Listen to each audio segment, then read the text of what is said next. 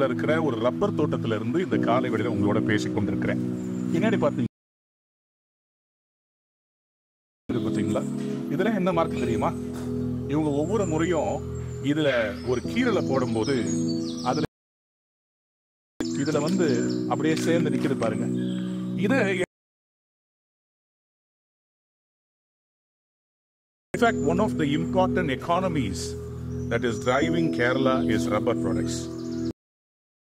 நம்முடைய இந்திய தேசம் உலகத்தினுடைய தேவைகளில் 40% ரப்பர் நம்முடைய தேசத்துல இருந்து கொடுக்கறாங்க. India is one among the top nations producing rubber plantation.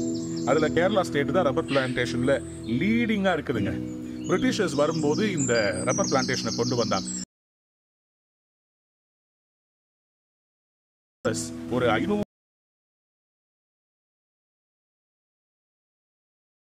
Red Indians கண்டுபிடிச்சு கொண்டு வந்தாங்க. இந்த ரப்பர் ட்ரீ பாத்தீங்கன்னா தொடர்ந்து இதுல இதுக்கு அந்த ரெட் இண்டியன்ஸ் வச்சிருந்த பேர் கெட்டவுச். ஆமா, பாருங்களேன், அப்படியே அழுகிற மாதிரியே இருக்குது பாத்தீங்களா? இதனுடைய இந்த பார்க்ல இருந்து இந்த ரப்பர் வருது பாத்தீங்களா? இந்த ரப்பர் நம்முடைய அன்றாட வாழ்க்கையில எல்லாத்துலயும் யூஸ் ஆகுதுங்க. ரொம்ப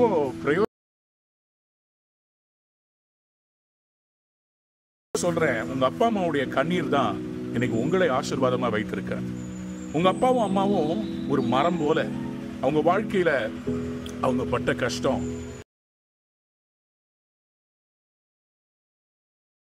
தங்களையே தாழ்த்தி தங்களையே அவங்க இந்த ரப்பர் மரம் மாதிரி கிரையிங் ட்ரீ மாதிரி ஆசீர்வாதங்கள் உங்கள் வாழ்க்கையில ஆசீர்வாதமா இருக்கு. இன்னைக்கு நீங்க வெளி தேசத்துல இருக்கிறீங்க, உங்க வீட்டுல எல்லா பங்களா எல்லாம் இருக்குது. எங்க இருந்து வந்து தெரியுமா?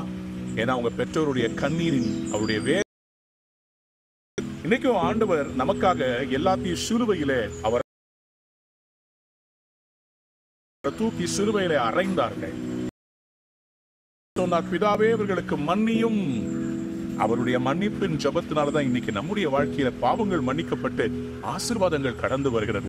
அன்பானவர்களே, இன்றைக்கு கர்த்தர் உங்களை பார்த்து சொல்லுகிறார், உங்களிடத்திலிருந்து வருகிற பிரயாசம் வீணாய் போவதில்லை. இந்த ரப்பர் மரத்துல எனக்கு பார்க்கிற ஒரு காரியம் என்னன்னு சொன்னா பாருங்க, சுத்தியில இருக்குது. அந்த இடத்துல நீங்க பாத்தீங்கன்னா இந்த ரப்பருடைய தோட்டத்துல நிறைய கொட்டாங்குச்சி வச்சு கலெக்ட் பண்றாங்க பாத்தீங்களா? இந்த கொட்டாங்குச்சியில கலெக்ட் பண்ற இந்த ரப்பர் ஆனது அது